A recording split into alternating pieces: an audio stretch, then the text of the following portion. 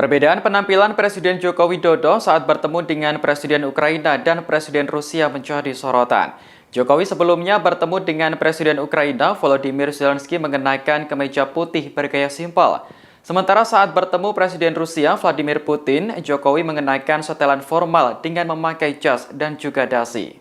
Sebelumnya, Presiden Jokowi menemui Presiden Zelensky di Istana Mariinsky pada Rabu 29 Juni. Kedatangan Jokowi disambut hangat oleh Zelensky di pintu masuk istana sekitar pukul 15 waktu setempat. Setelah penyambutan, kedua pemimpin negara itu melakukan sesi foto bersama dan dilanjutkan pertemuan empat mata di istana.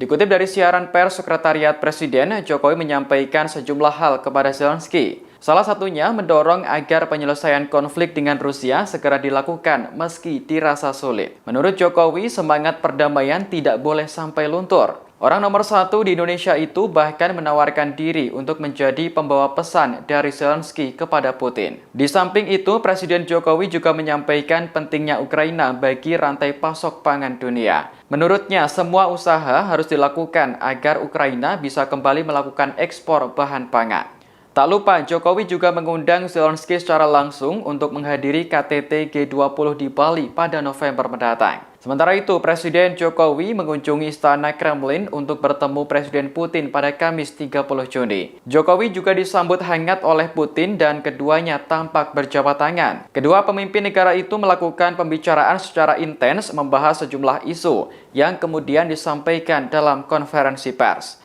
Poin utama yang menjadi sorotan adalah Jokowi mendorong penyelesaian damai dalam konflik Rusia dan Ukraina. Selain jalan damai, menurut Jokowi, ruang dialog juga harus terus dikedepankan. Presiden Jokowi mengaku telah menyampaikan pesan yang dititipkan Zelensky kepada Putin. Dengan tegas, Presiden Jokowi siap untuk menjadi jembatan komunikasi antara kedua pemimpin tersebut. Terima kasih sudah nonton. Jangan lupa like, subscribe, dan share ya.